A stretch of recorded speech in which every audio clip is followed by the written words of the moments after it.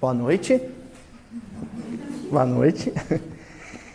Na semana passada, nós encerramos uma passagem longa, e no nosso caso foi desde junho, né? Então deu mais ou menos junho e julho inteiro de uma passagem, que foi a cura da filha de Jairo e a cura da mulher com fluxo de sangue, da mulher hemorroísa. E eu lembro que quando a gente foi iniciar essa passagem anterior, nós começamos lendo toda a passagem primeiro. Eu acho isso importante, né? Que antes de iniciar uma passagem, uma sequência de versículos que estão associados por um mesmo enredo, por um eixo narrativo em comum, que a gente faça essa leitura completa da passagem que vai ser estudada. E hoje nós vamos iniciar uma nova passagem, né? Essa passagem, na tradução feita pelo nosso amigo Haroldo Dutra Dias, ela foi intitulada Cura de 2 cegos. Então, considerando que o Evangelho de Mateus é o evangelho mais antigo, o proto-evangelho de Mateus, né, os manuscritos de Levi, são as anotações mais remotas que a gente tem notícia, pelo menos pela literatura mediúnica da vida de Jesus. A gente pode afirmar, em função disso, então, que essa é a primeira cura de cegos dentro do Novo Testamento. A cura dos 2 cegos. Jesus tinha acabado de curar a mulher com fluxo de sangue, curar a menina, filha de Jairo, e aí entra na história, entra no enredo, a figura desses 2 cegos. E a passagem diz o seguinte, iniciando lá no versículo 27 do capítulo 9. Passando dali, seguiram Jesus 2 cegos, gritando e dizendo: tem misericórdia de nós, filho de Davi. Depois de ir para casa, os cegos se aproximaram dele e Jesus lhes diz: credes que posso fazer isso? Dizem-lhe: sim, Senhor. Tocou então os olhos deles, dizendo: conforme a vossa fé, seja feito a vós. E os olhos deles se abriram. Jesus os advertiu severamente, dizendo: olhai, que ninguém saiba. Eles, porém, saindo, divulgaram-no por toda aquela terra. Essa é a passagem que nós vamos começar a estudar hoje. Quantas semanas nós vamos levar estudando essa passagem, eu não sei. Porque a gente programa e a espiritualidade desprograma. Porque, na verdade, fica valendo a programação da espiritualidade. A gente fica aqui meio que tentando adivinhar qual que é a programação. Quanto tempo nós vamos levar em cada versículo, eu não sei. Mas são 4 versículos. Então são pelo menos 4 semanas. Nós vamos ficar um mês aqui estudando essa passagem. E o versículo de hoje, o que nós vamos estudar hoje, o de abertura, é o versículo 27 do capítulo 9. Passando dali, seguiram Jesus 2 cegos, gritando e dizendo: tem misericórdia de nós, filho de Davi. Quando eu vi esses 2 cegos, eu desconfiei de uma coisa. Desconfiei só. Mineiro é bem desconfiado mesmo. Aí eu desconfiei daquilo e fui averiguar para ver se tinha procedência. O que foi que eu desconfiei?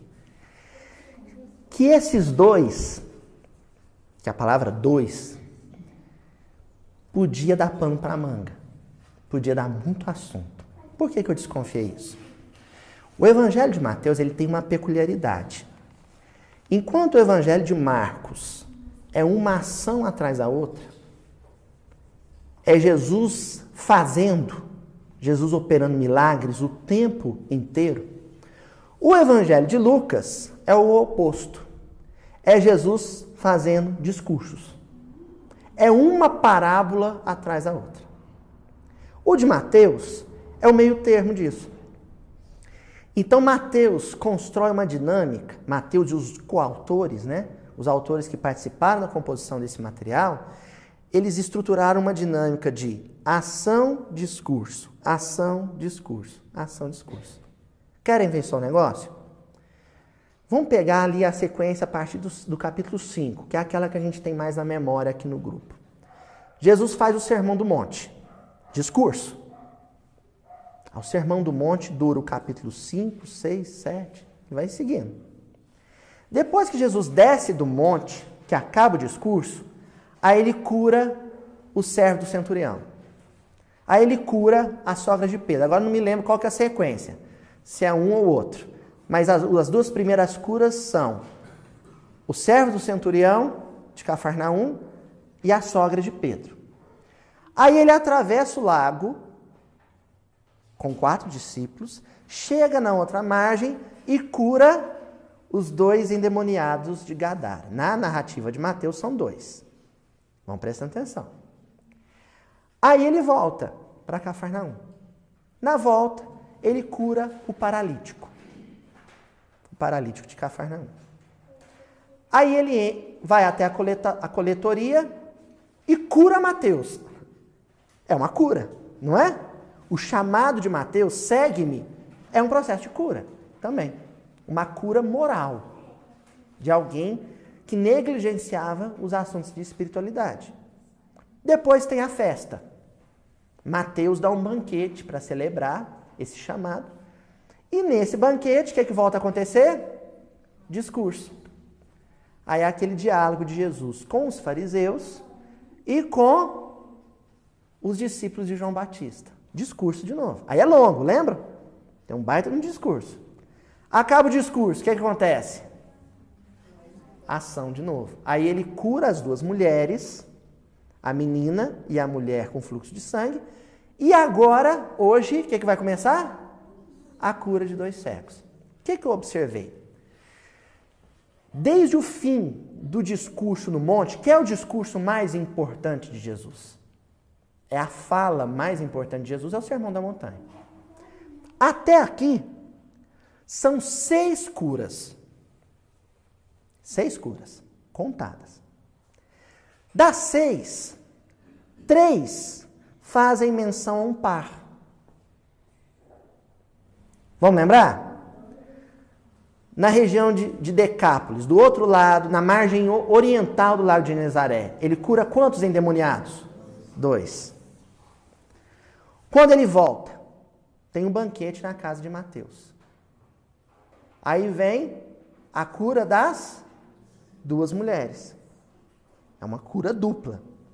Ele sai para curar a filha de Jairo, mas também cura a mulher com fluxo de sangue. E agora, 2 cegos. Então, metade foram curas envolvendo pares. E isso, gente, eu não estou nem considerando as curas morais que se dá por tabela. Por exemplo, Jesus cura a sogra de Pedro.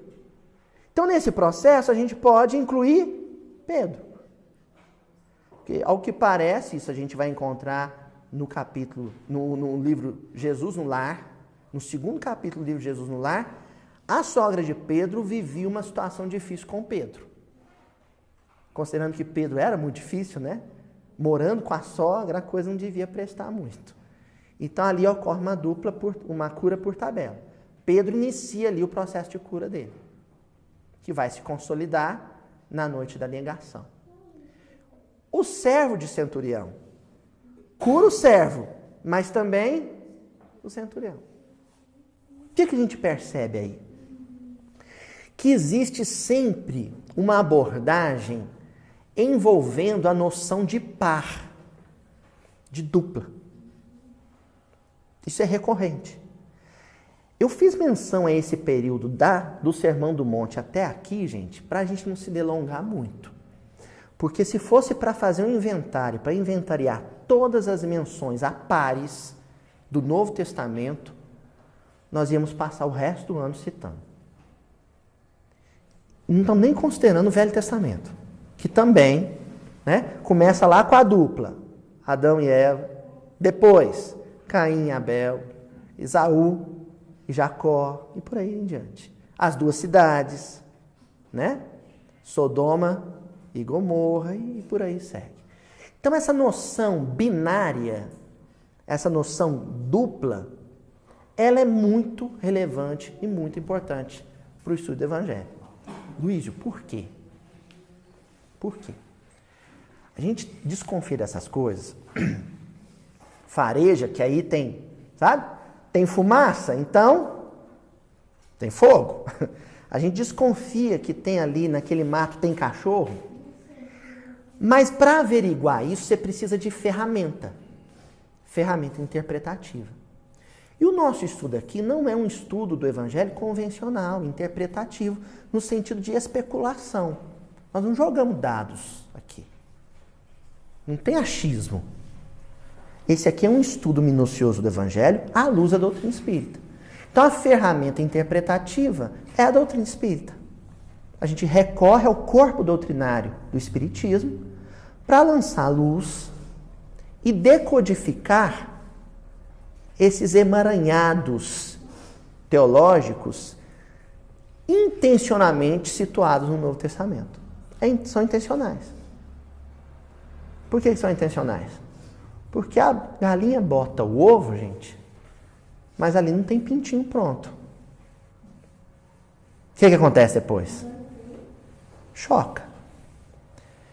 Então, esses valores espirituais, eles surgem da boca de Jesus, dos atos de Jesus, são transcritos pelos evangelistas, mas levam 2000 anos para serem chocados no nosso entendimento, para amadurecer.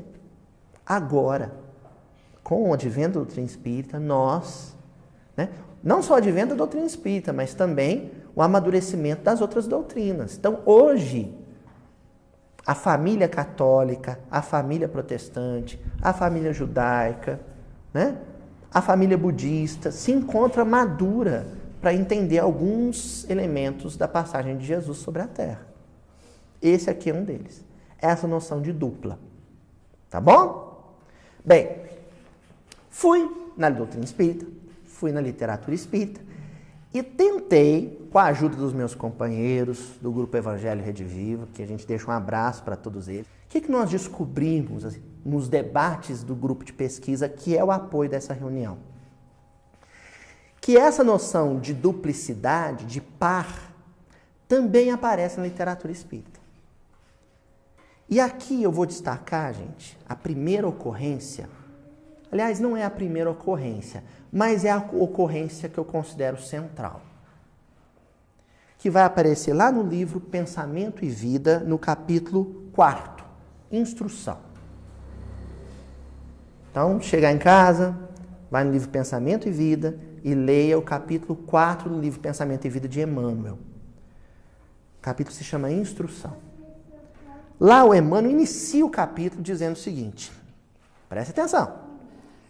Já se disse que duas asas, quantas asas? Duas. Que duas asas conduzirão o espírito humano à presença de Deus. Uma chama-se amor, a outra, sabedoria. Então nós estamos falando de uma dupla, de um par de asas. Uma asa se chama amor e a outra asa se chama sabedoria. Só que o Emmanuel está falando aqui do encontro com Deus. De dois elementos que vão conduzir a criatura à presença de Deus. Então ele está falando de um processo muito adiantado. Até porque quando a gente fala de asas em indivíduos, em criaturas, nós estamos falando de que personagem? Anjos. Não são homens. São anjos. São espíritos que superaram a condição humana, se tornaram anjos. Homens não voam. Homens caminham. E ainda assim nós temos, de novo, um par de pernas. As questões de 100 a 102 no Livro dos Espíritos fala da escala espírita. Palavra em latim, né? Escala quer dizer escada. Então nós estamos falando de degrau. Degrau, esse movimento ascensional por degrau, a gente se movimenta usando pernas. Então, se as asas são amor e sabedoria, no caso da humanidade terrena, as pernas, as duas pernas que nos conduzirão à condição de anjos, são o que antecede o amor. O item Lei de Amor, no capítulo 11, Amar ao próximo como a si mesmo, do Evangelho segundo o Espiritismo. Lázaro vai dizer assim, que o sentimento elevado à altura do progresso realizado se chama amor. Então, o que antecede o amor? Sentimento. Você tem um sentimento. Quando o sentimento se apura, se aperfeiçoa ao extremo, ele se torna amor. Então, uma perna é o sentimento. E, no caso da sabedoria, o que antecede a sabedoria? Intelectualidade. Racionalidade. Então, no nosso estágio, os dois elementos que nos conduzirão à condição angélica são o sentimento e a inteligência. Você aperfeiçoa o sentimento, ele vira amor. Você aperfeiçoa o raciocínio, ele vira sabedoria. Certo? Como exemplo aqui, a metáfora da passagem não são pernas nem asas, mas sim olhos, né? Porque são cegos. Então, nós vamos trabalhar com essa noção. Tá claro isso, gente? Podemos avançar? Bom, o que acontece? Lá no livro Renúncia, no capítulo 1, nós temos um encontro muito bonito de um anjo, então um espírito que já possui as duas asas, amor e sabedoria, chamado Alcione, que vem até a Terra, sai do sistema planetário em que ela já merece habitar, e vem até a Terra por amor a um homem. Olha o que nós estamos falando. O livro Renúncia, a história de amor entre um anjo e um homem. Um anjo que possuía as duas asas, amor e sabedoria, vindo ao encontro da necessidade de um homem que possuía duas pernas, ou dois olhos, aqui para o nosso exemplo. Sentimento e racionalidade. Quem era esse homem? No primeiro capítulo apresenta o nome como ele era conhecido no mundo espiritual, Pollux, e que foi um nome dele numa existência anterior. Depois ele encarna na Irlanda, depois vai para a Espanha encontrar com Alcione também reencarnado, e nós passamos a conhecer esse personagem com o nome de Carlos Clenaghan. Certo? Ou Charles Clenaghan. Então, no caso do Carlos, o que nós vamos botar em análise aqui é sentimento e intelectualidade e racionalidade. Correto? Alcione encontra com ele e precisa convencê-lo a reencarnar. E o meio dela convencê-lo à necessidade da reencarnação, quer dizer, ele ia reencarnar de qualquer jeito, querendo ou não querendo. Mas o ideal é que ele reencarnasse por livre e espontânea vontade. E ela vem com essa missão. E aí ela só consegue convencê-lo a aderir ao processo reencarnatório de forma espontânea, prometendo a ele que também vai reencarnar, que vai acompanhá-lo, que vai aceitar o desafio junto com ele. E aí, o trechinho que eu separei aqui é o trechinho em que ela está com ele nos braços e ele fazendo promessas. Ah, mas você vai reencarnar comigo, então agora eu animei. Agora eu fiquei empolgado. Agora eu vou, dona Joaninha. E aí ele fazendo aquelas promessas todas que nós aqui todos fizemos. Algum coração bondoso pôs a gente no colo e falou, vamos, meu filho, eu prometo que eu vou junto. E a gente falou, se você vai junto, então eu fico animado. E aí, nesse momento, o Emmanuel começa a narrar o seguinte: as afirmativas e promessas do amado penetravam-lhe o coração como brandas carícias. Penetravam o coração da Alcione. De há muito trabalhava com fervor pela obtenção daquele minuto divino em que Pollux conseguisse a dupla. Compreender e sentir o mestre no coração, antes de interpretá-lo intelectualmente apenas. Então, que era o caso do Pollux? Ele não conseguia compreender, ele só conseguia raciocinar. E não conseguia sentir, de modo algum. Nós estamos falando das verdades do Evangelho. Ele era insensível para a palavra de Jesus. Apesar de interpretá-la intelectualmente, pura e tão somente intelectualmente. Então, num olho, ele tinha uma catarata muito grave. Era o olho do raciocínio. O raciocínio dele era um raciocínio equivocado. Por quê? Porque do outro olho, que é o do sentimento, ele era completamente cego. Entendeu? Então, o que estava doente no Pollux? O raciocínio e a sentimentalidade. Ambos estavam enfermos. Os dois olhos estavam doentes. De um ele enxergava muito pouco. Apesar dele acreditar que enxergava muito. Porque aqueles que só conseguem interpretar intelectualmente o Evangelho, eles acreditam que sabem muito. Mas não sabem. Sabem muito pouco. Por que sabem pouco? Porque o Evangelho é algo para se raciocinar pouco e sentir muito. Eles têm o contrário. É aqueles corações muito simples. E quando eu digo muito simples, não é uma crítica, ao contrário, é um elogio. Porque a complexidade é sinal de enfermidade. A simplicidade é sinal de saúde. Então, aqueles corações muito saudáveis, muito simples, que acabam dizendo assim, entender, eu entendo pouco. Mas quando eu leio, me dá uma emoção. Não tem gente assim? Eu não consigo nem ler sozinho. Mas quando o padre, ou quando o pastor, ou quando o palestrante, quando alguém explica e fala o Evangelho para mim, eu vou às lágrimas. Esse é o coração altamente sensível e que para o raciocínio falta pouco. Aí esse raciocínio, quando ele ocorre, quando ele acontece, municiado, equipado de muito sentimento, permite que a criatura compreenda e sinta a mensagem de Jesus no coração. Tá claro isso, gente, ou não?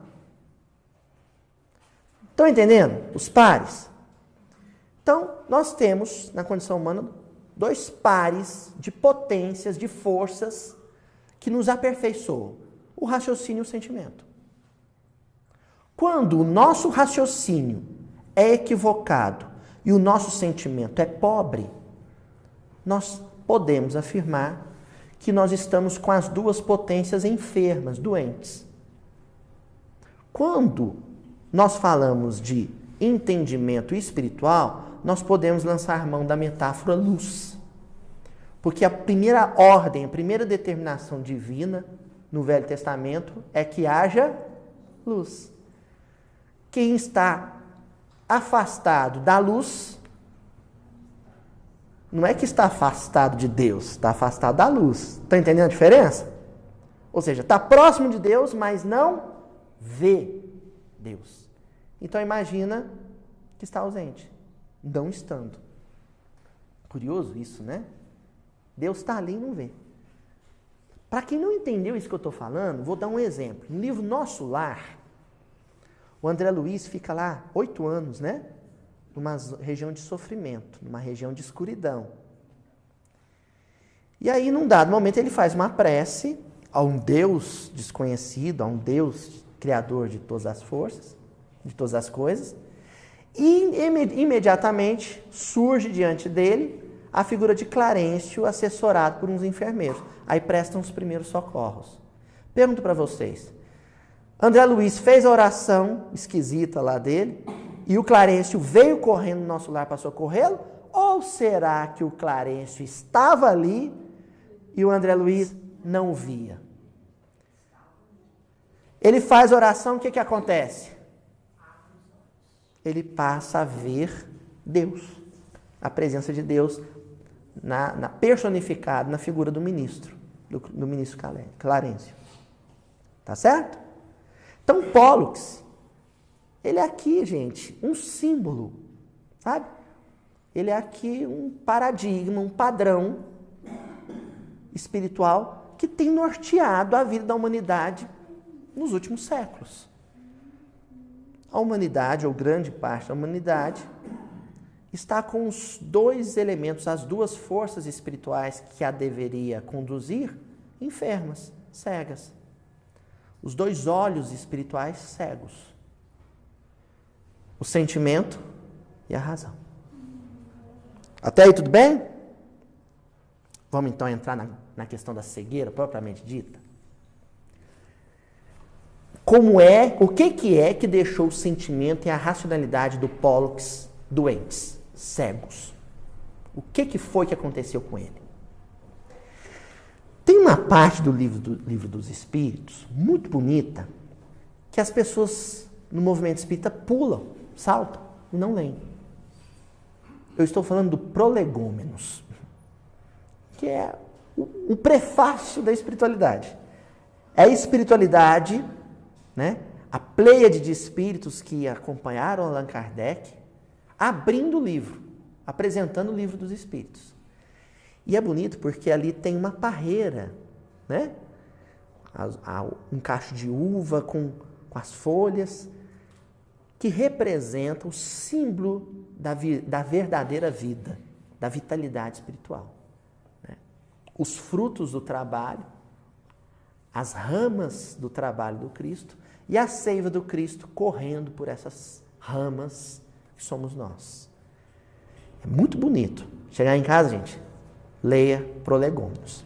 No final, no último parágrafo dos Prolegômenos, a espiritualidade que assina essa mensagem diz assim: o orgulho e a ambição serão sempre uma barreira erguida entre o homem e Deus. Então, de novo, nós estamos falando de duplas. Ora, se nós temos duas vistas, dois olhos que não enxergam, é sinal que nós temos uma enfermidade em dobro. Aqui eles dão nome para essas enfermidades: o orgulho e a ambição. E eles completam dizendo assim: são um véu lançado sobre as claridades celestes. Um véu lançado sobre as claridades celestes. E Deus não pode servir-se do cego para fazer perceptível a luz. Então agora nós estamos falando de cegueira. Quando nós falarmos de cegueira, estamos falando propriamente de cegueira. E quando nós falarmos de cegueira, nós vamos estar falando de duas enfermidades: orgulho e ambição. Vamos comentar um pouquinho essas questões? O orgulho e a ambição? Porque vamos imaginar, gente, que são duas patologias oftalmológicas. Tá? O sujeito foi no oftalmo lá da espiritualidade superior.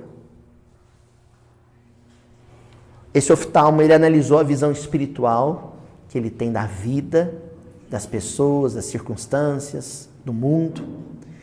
E esse médico espiritual falou: olha, a sua visão espiritual, o par de olhos espirituais que a sua alma tem, que o seu psiquismo tem, que é a inteligência, a intelectualidade e o sentimento, estão doentes, com duas doenças, duas patologias diferentes. Uma é o orgulho, a outra é a ambição. Num olho é o orgulho, na outra é a ambição. Vamos entender melhor o que são? Aí você pergunta assim: mas o que é isso? Porque a gente vai no médico é desse jeito, né? O médico fala o nome da doença, a gente não sabe o que é, aí a gente quer entender. Mas doutor, o que é isso que eu tenho? Então vamos lá entender? O orgulho a gente pode definir como uma profunda ignorância a respeito de si próprio. Lembra quando a semana passada, acho que foi semana passada, nós estudamos a questão 919 do Livro dos Espíritos? Kardec pergunta como é que se radica o mal, ainda nessa existência, de uma vez só.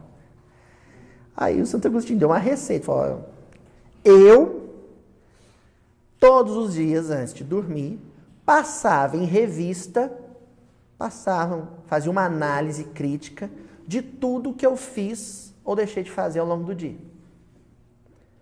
Constatava os meus equívocos, os meus tropeços e os meus acertos.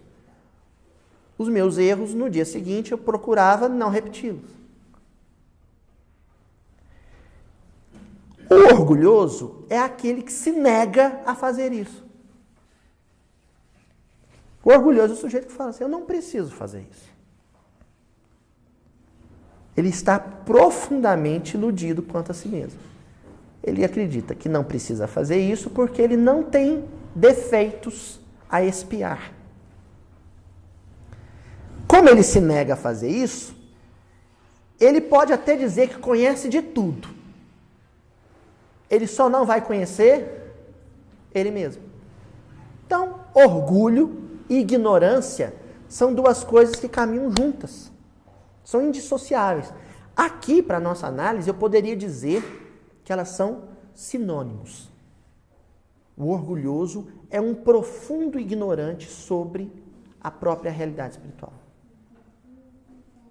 Em função dessa ignorância, ele acaba tendo um conceito superlativo de si mesmo, acreditando que é mais do que realmente é. E acreditando que sabe tanto que ele se basta, que ele não precisa de ninguém. Que ele pode tanto que ele se basta, não precisa de ninguém. Isso é orgulho. Orgulho é ignorância. A outra chaga é a ambição. O que é a ambição? Ambição é uma baita de uma confusão. Sabe quando você apronta-se uma confusão, confunde tudo, troca as bolas, mete os pés pelas mãos? É ambição. Que confusão é essa? Você toma gato por lebre. Você confunde. Você acaba confundindo bem-estar com prazer. Luiz, o que é bem-estar e o que é prazer? Bem-estar é aquele conforto que você atende com o necessário. E prazer é aquele conforto que você passa a atender com o supérfluo. Então, enquanto eu atendi a minha necessidade, aquele conforto que eu sinto, você vai chamar de bem-estar. É uma proposta, viu, gente? Só uma proposta. Quando eu já atendi a minha necessidade, se eu continuar buscando o supérfluo para sentir conforto, aquilo já é busca de prazer. E aí você fugiu da órbita da vontade divina, que vibra dentro de a gente, e saltou para os padrões do desejo. E sabe qual a diferença? Mas, Luiz, qual que é o problema de a gente sentir desejo? É que na vontade você está saciando uma sede que vai ser findada, que vai ser saciada. Você está com sede, pega um copo de água doce, de água de rio, de água fluvial e bebe. E aí acabou. E no desejo, você pega um copo de água do mar, de água salobra, de água salgada, e tenta matar a sede com ele. Você vai beber 2 copos, 3 copos, 10 copos, e não é que não vai saciar a sede não, André. Sabe o que vai acontecer? A sede vai aumentar. Aumenta a pressão, dá calor. Aumenta a pressão também, bem lembrado, né? Dá mal-estar, dor na nuca. Então, a ambição é uma grande confusão. Você está no campo do supérfluo, no campo do simples prazer, da satisfação de desejo, interminável, infindável, e achando que aquilo é necessidade. Isso é ambição. Se eu trabalho para satisfazer as minhas necessidades essenciais, elementais, naturais e, portanto, divinas, isso não é ambição. Agora, quando eu começo a trabalhar para obter o supérfluo, para satisfazer o prazer, o capricho, aquilo já é uma coisa chamada ambição. Luiz, qual que é o mal de ter ambição? O mal de ter ambição é que, como a sede não tem fim, você não quer algo, você não quer um tanto, você quer tudo. Então, para ter tudo, vai faltar para alguém. Não é? Os recursos planetários, vamos pensar só na ambição material. Só na ambição material. Os recursos planetários são finitos. A ambição é um querer infinito dentro de um mundo que é finito. Então vamos supor que um sujeito resolve, eu quero toda a água do mundo. Se ele conseguir isso, o resto da humanidade está sem água. Se ele falar assim, eu quero todo o poder do mundo. Agora saímos dos recursos materiais. Se ele falar, eu quero toda a autoridade no mundo, os outros vão virar o quê dele? Escravos, servos. Se ele falar, eu quero todas as casas do mundo, o resto do pessoal vai morar onde? No templo, no relento. Então a ambição é um processo que pode ser facilmente definido como egoísmo. A ambição é quando você quer tudo para uma pessoa só. Quem é essa pessoa só?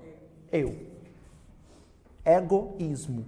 Ismo é um sufixo que diz respeito a culto. Egoísmo é uma forma de egolatria. É a forma, aliás, de egolatria. A egolatria é a idolatria de si mesmo. É o culto a si mesmo.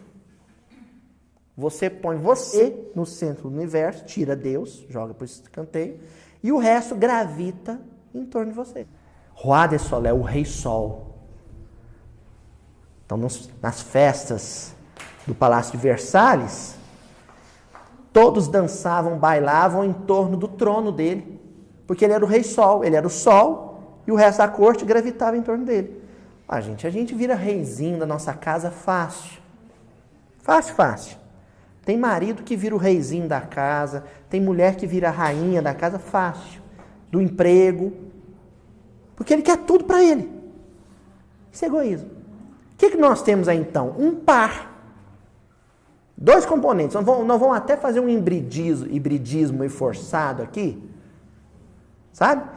E vamos falar do elemento orgulho / ignorância e do elemento ambição / egoísmo. Segundo o Evangelho, segundo o Espiritismo, quais são as duas chagas da humanidade? Orgulho e egoísmo. Ignorância e ambição. É isso que cegou Pollux. O orgulho e a ambição deixaram o raciocínio e o sentimento dele cegos. Porque eram cegos, ele só conseguia interpretar o Evangelho intelectualmente.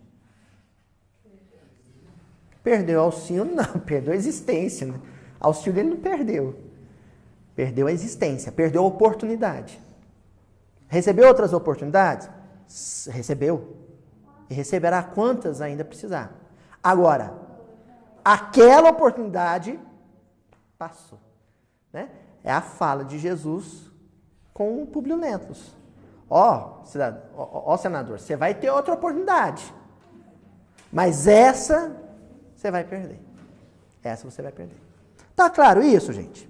Bom, então já que nós estamos falando de cegueira, dessa cegueira espiritual, vamos deixar isso claro. Vai ter gente acompanhando em casa que são deficientes visuais, né? Nós temos um companheiro aqui do grupo que é deficiente visual, o Cid. Então, eu vou deixar uma coisa bem clara. Esse estudo não é sobre cegueira física.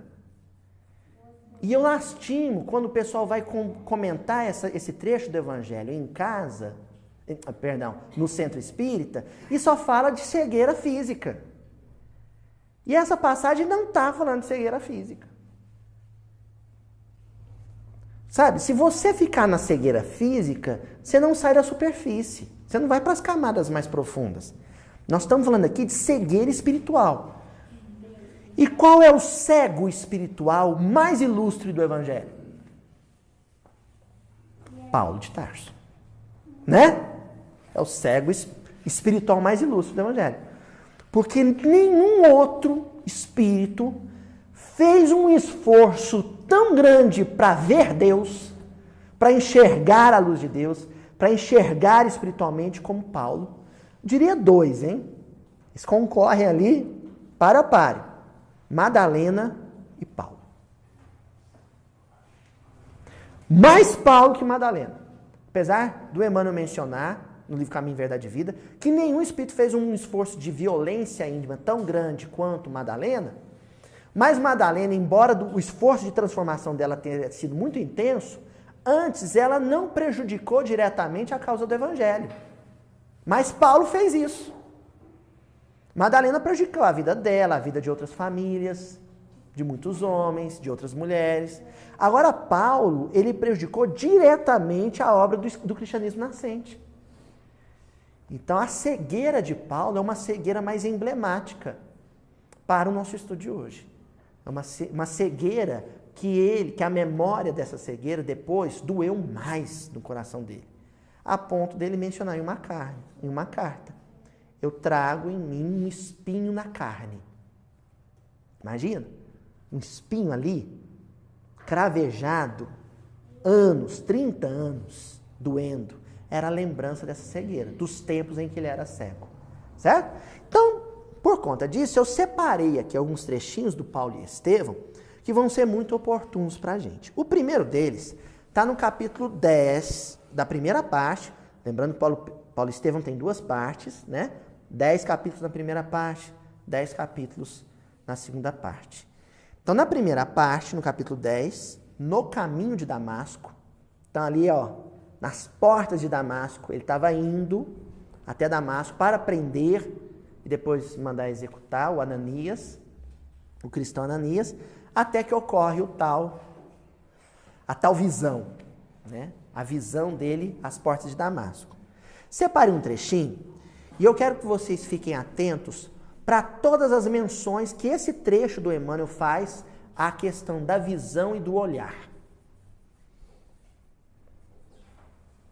Fiquem bem atentos. Olha só. Mas a confusão dos sentidos lhe tira a noção de equilíbrio e tomba do animal ao desamparo sobre a areia ardente. Saulo, então, estava montado no seu cavalo quando tem um encontro com Jesus.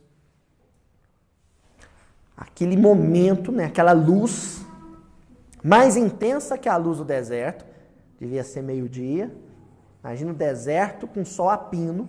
Então, aquela luz mais intensa que a luz física deixa os sentidos desnorteados, confusos.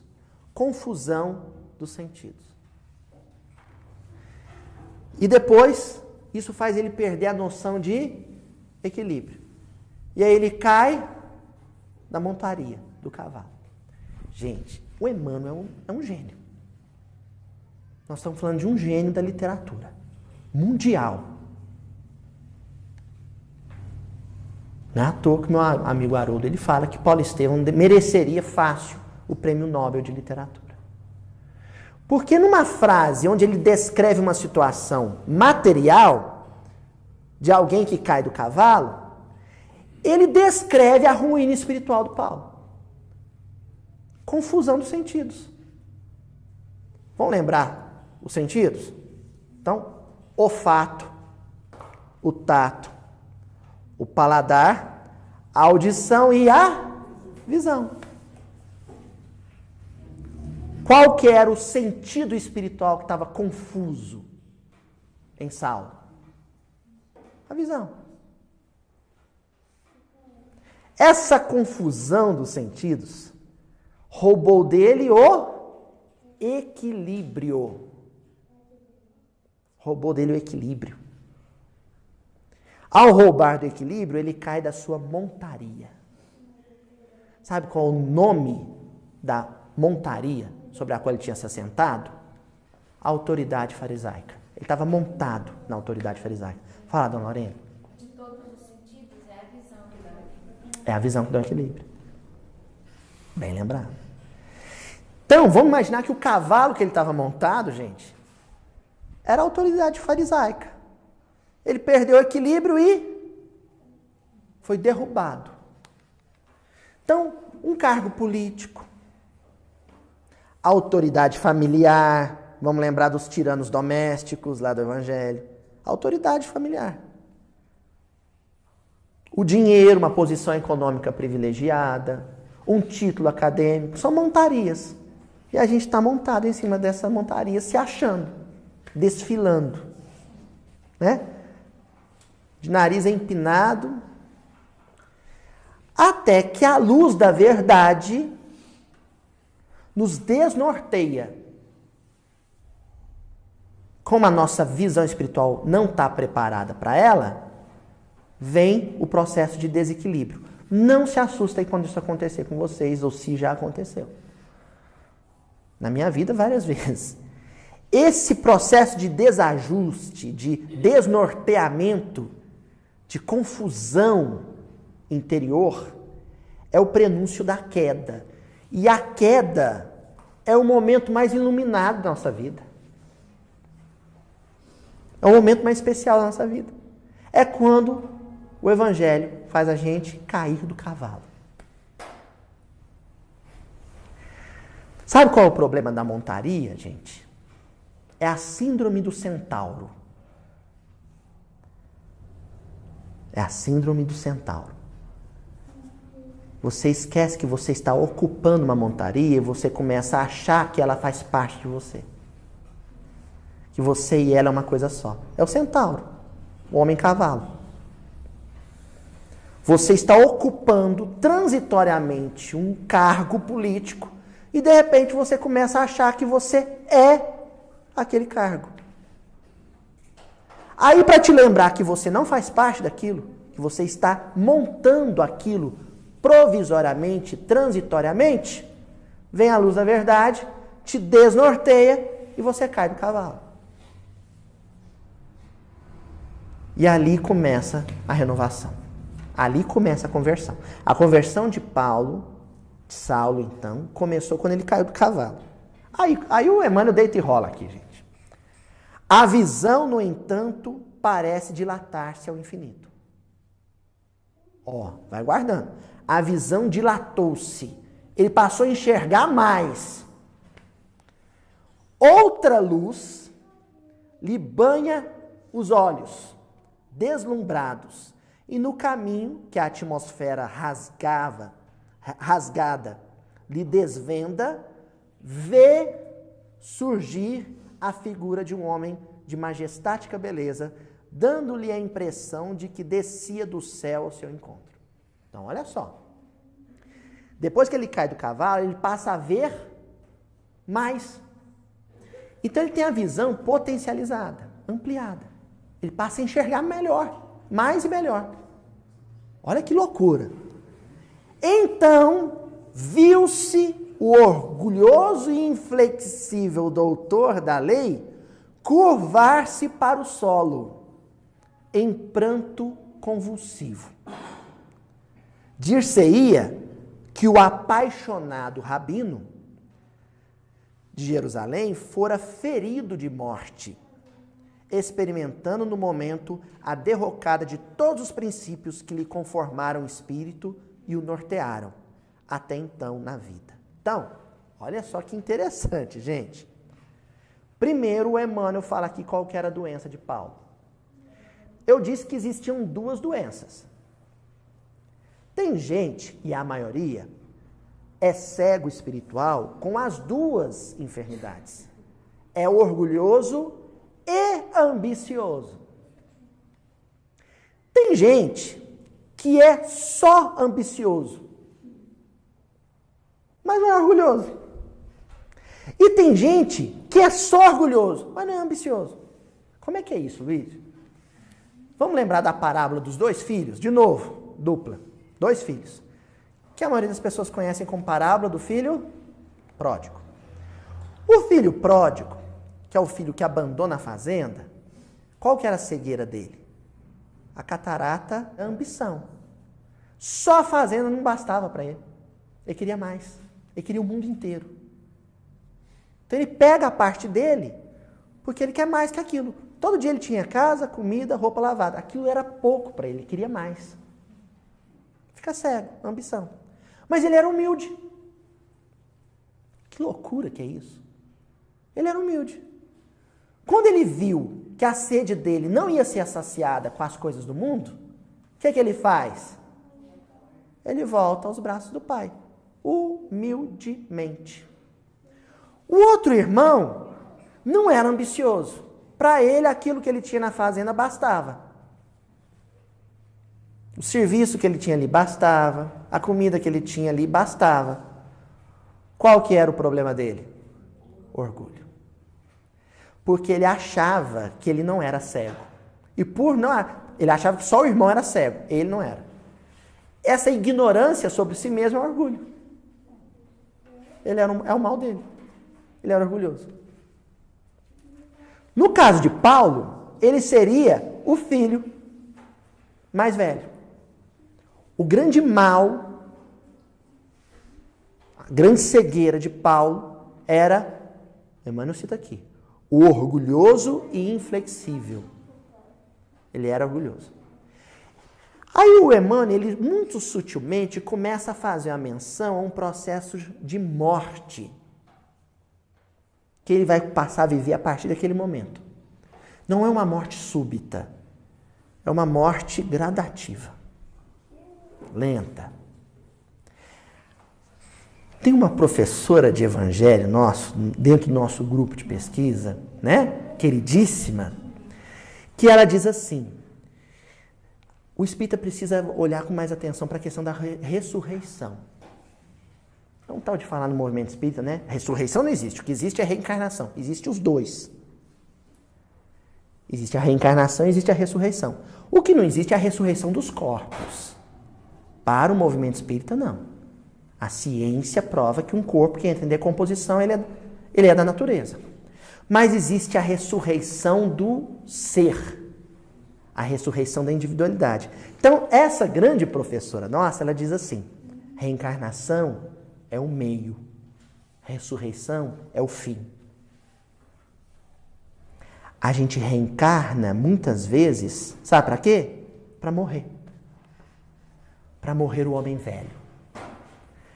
Cada vez que a gente reencarna, o homem velho morre um pouquinho. Até que um dia ele morre. Aí ocorre a ressurreição. Quem é que nasce no lugar dele? O homem novo. Então, a reencarnação é o processo, é o meio, e a ressurreição é a finalidade, é o objetivo, onde a gente vai chegar. Depois de muito reencarnar, morre a personalidade envelhecida, a personalidade patológica, para nascer uma personalidade saudável, equilibrada. E aí, gente, baseado nesse conceito, olha o que o Emmanuel está dizendo. Dir-se-ia que o apaixonado rabino, então ele não está falando de Paulo, o apóstolo. Ele está falando de Saulo, o rabino, o homem velho. Foi ferido de morte. Ou seja, aquela luz perfurou, transpassou a personalidade do homem orgulhoso e ali ele começou a sangrar. E sangrou por 30 anos. No dia do martírio em Roma, o homem velho morre definitivamente. E quem nasce ou renasce para a vida espiritual é Paulo, o apóstolo. Ele termina. Experimentando no momento a derrocada de todos os princípios que lhe conformaram o espírito. Diante dos olhos, diante dos olhos, tinha agora, e assim, aquele Cristo magnânimo e incompreendido. O curioso é que depois que ele enxerga muito, que ele enxerga bastante, que ele tem essa visão ampliada e potencializada, conversa com Jesus, imediatamente, no instante posterior, o que acontece? Ele perde a visão por completo. A visão física. Ele fica cego. E aí, quando Atos dos Apóstolos, o livro Atos dos Apóstolos, e também o Emmanuel no Paulo Estevão, vai descrever a cura física de Paulo, de novo a metáfora é muito peculiar. Porque Saulo vai para Damasco, fica lá chorando, 3 dias, chorando amargamente. Não pela cegueira física. Saulo, convertido em Paulo, em Damasco, ele não chora pela escuridão física. Ele chora pela cegueira espiritual. Quando ele se ajoelha diante de Ananias, e Ananias cura a visão física, Lucas em Atos e Emmanuel em Paulo Estevão descreve que dos seus olhos caíram escamas como véus. Catarata. A catarata é um véu de carne. É uma escama de carne. Aí cai escamas. É a forma de descrever que naquele momento ele iniciou um processo intenso, que durou 30 anos, de cura da visão espiritual. Ele fez a cirurgia ali. Quem fez a cirurgia dele foi Ananias. Mas tem o pós-cirúrgico, E o pós-cirúrgico de Paulo levou 30 anos. De tratamento, de medicação, a medicação do trabalho, a terapia do esforço, até que ele tivesse a visão completamente curada. Lá no capítulo 4 da segunda parte, então nós estamos falando da segunda parte já, ele já é missionário, tanto que o capítulo se chama Primeiros Labores Apostólicos.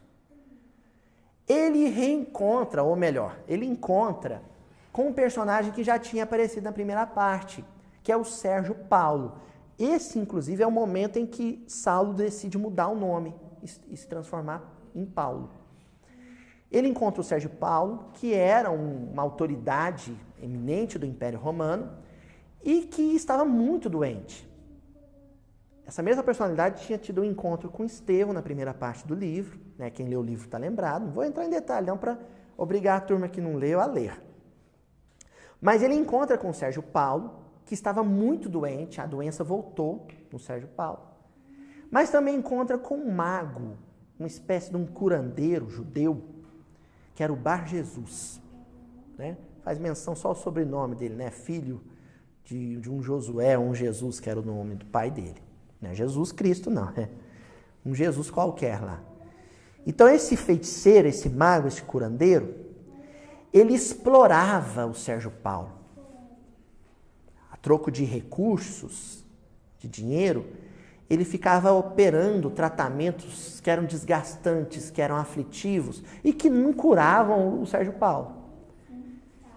E quando Saulo surge acompanhado de Barnabé e promete uma cura real ao Sérgio Paulo através do Evangelho, o Bar Jesus entende que aquela presença ali que não era benquista, que era indesejada, que era melhor que o Saulo fosse embora junto com Barnabé. Imediatamente o Paulo percebe que ele era cego também. No caso do Bar Jesus, a cegueira dele não era provocada tanto pelo orgulho. Tinha um tanto, mas não muito. O grande mal, a grande enfermidade dele era a ambição. Então, o Emmanuel descreve a cena assim. A polêmica já durava mais de 1 hora, quando o mago fez uma alusão mais ferina à personalidade e feitos de Jesus Cristo. Então, olha só. O mago começou a se irritar com a presença de Saulo e Barnabé e começou a falar mal de Jesus. Aí, gente, podia falar mal de Saulo tanto que quisesse, que ele não ligava. Mas falou mal de Jesus, aí ele falou, não, aí Jesus não aceito, não. Agora a coisa vai ficar feia aqui, né? Em atitude mais enérgica, o apóstolo sentenciou: tudo fiz por convencer-vos sem demonstrações mais diretas, de maneira a não ferir a parte respeitável de vossas convicções. Todavia, estais cego. E é nessa condição que podereis enxergar a luz. Como vós também já vivi em trevas.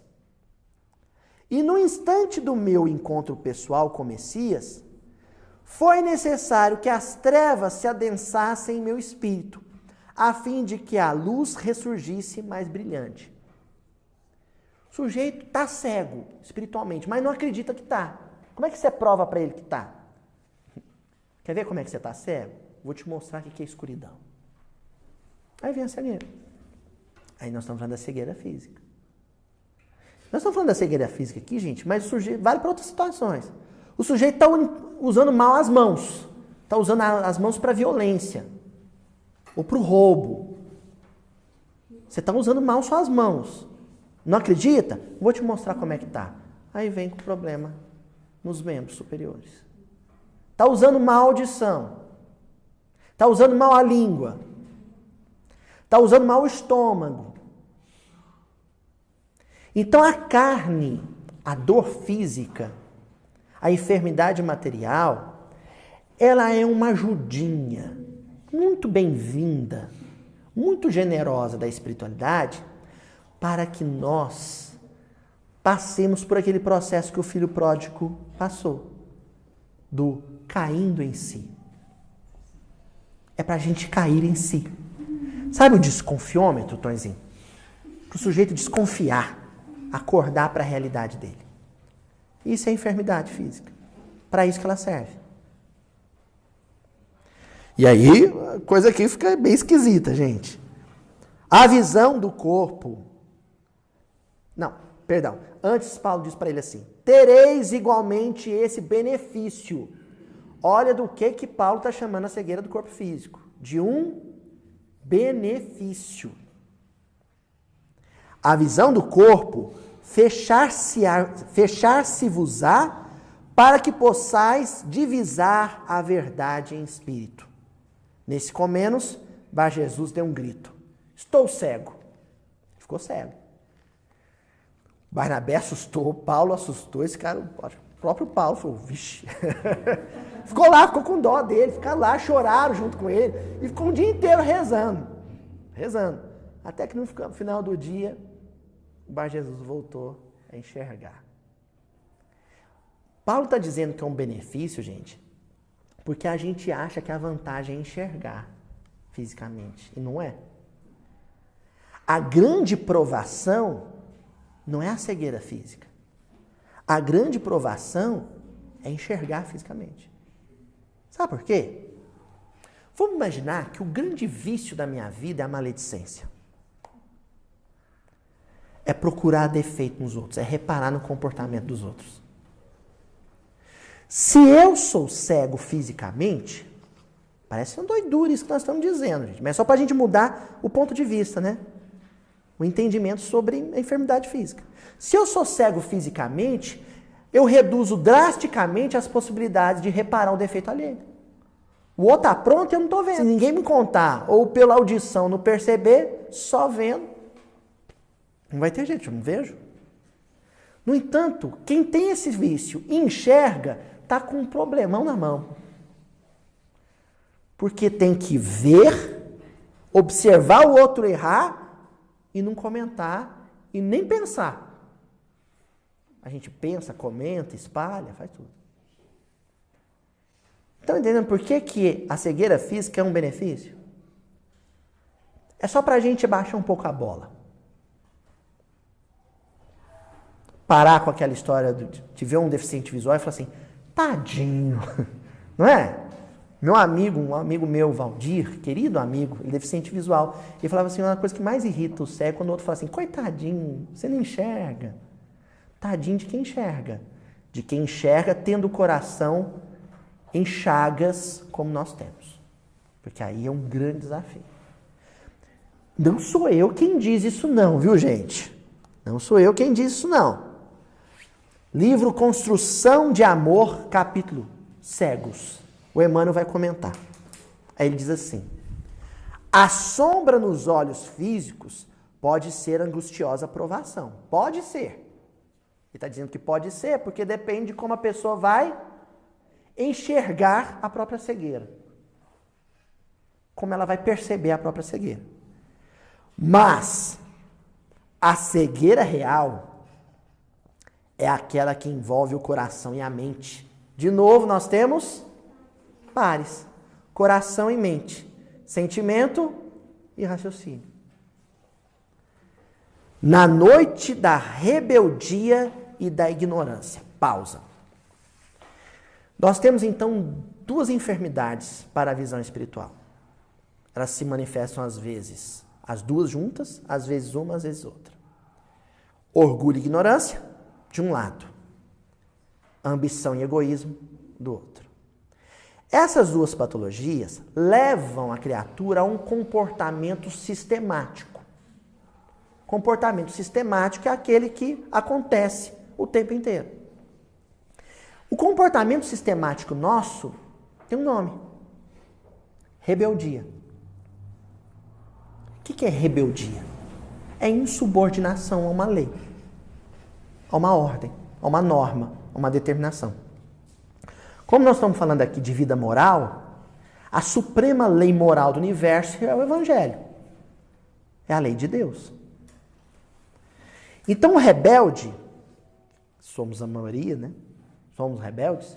O rebelde é aquele que por orgulho e ignorância, ou por ambição e egoísmo, ou pelas duas coisas, infringe, desrespeita, desobedece às determinações divinas. E a maior delas, que é o amar ao próximo como a si mesmo e a Deus sobre todas as coisas. Então, o comportamento é rebelde. O que o Emmanuel faz nesse parágrafo? Primeiro, ele menciona o comportamento sistemático, porque esse é invariável. A rebeldia é a postura natural do egoísta e a postura natural do orgulhoso. Se você é orgulhoso, se você é egoísta, ou se é as duas coisas, espontaneamente você vai ser rebelde o tempo inteiro. Então, primeiro ele menciona o comportamento sistemático. E em seguida, ele vai mencionar uma das duas chagas. Qual que o Emmanuel escolhe por mencionar? A da ignorância ou orgulho. Porque nos tempos de Públio Lentulus, nos tempos de senador romano, qual que era a grande cegueira dele? O orgulho. O tempo inteiro ele narra no livro Há 2000 anos os feitos desse senador, se referindo a ele mesmo em outra existência como o orgulhoso senador romano. E como é que esse orgulhoso senador romano termina a sua existência naquele tempo? Cego. Então, quando Emmanuel para falar sobre cegueira espiritual, a gente tem que tirar o chapéu, assentar e escutar ou ler. Além do Emmanuel, outro fala sobre a cegueira espiritual sendo algo mais drástico, mais penoso do que a cegueira material.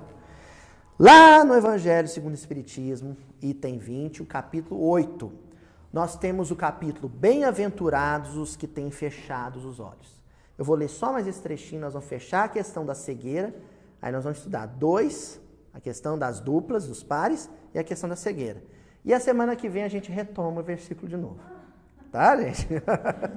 Não vamos encerrar hoje o versículo. Então, lá no Evangelho segundo o Espiritismo, o cura d'Ars, né, Jean-Baptiste Vianney, que era um sacerdote médium de cura, ele vai dizer o seguinte, ele é evocado para curar um cego, e ele vai dizer o seguinte, bem-aventurado o cego que quer viver com Deus. Todo cego da carne é bem-aventurado? Não.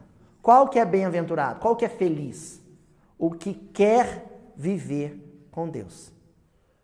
Então aqui nós estamos falando desses dois aí da passagem.